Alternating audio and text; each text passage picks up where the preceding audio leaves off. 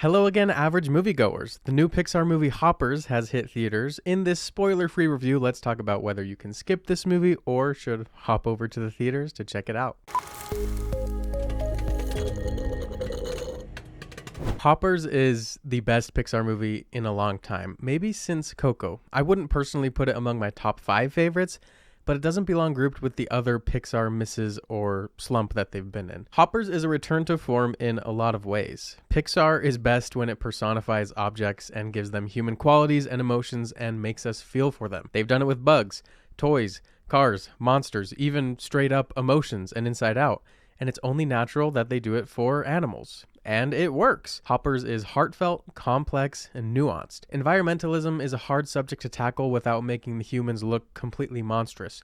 But Hoppers is able to toe the line of condemning human impact on the environment without feeling mean-spirited. And also, it's a very mature message. It's not overly optimistic and saccharine.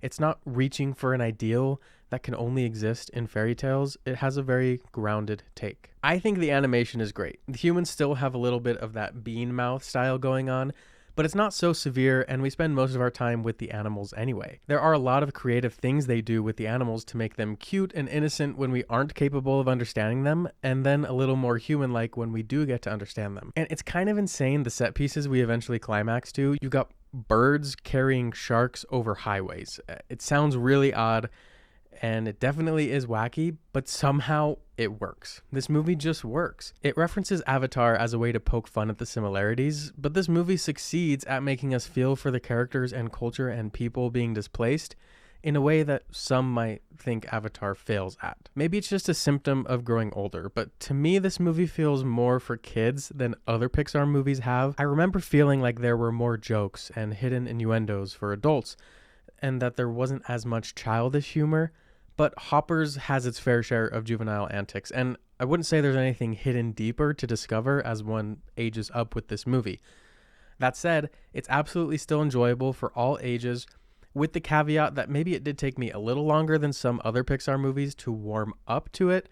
It took me up until our main character actually hops for the first time for me to really settle into the tone, the editing style, the sense of humor, and get on board with this story. It's a little zippier and zanier and more chaotic than I was expecting.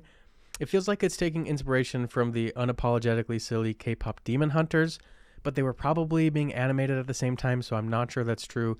Like I said, let me know in the comments if you felt something similar during this movie specifically, or if this is just how the experience of watching kid movies changes as you get older. That's it for me, you guys, and Hoppers. I definitely think you should check it out. I had a great time and shed a tear or two along the way, and I think your kids will have a riot with some of the humor in here. But let me know in the comments what you think. If you saw it, if you're planning on seeing it, be respectful, be courteous, back up your opinions, but remember that art is subjective, and above all else, keep watching movies and stay average.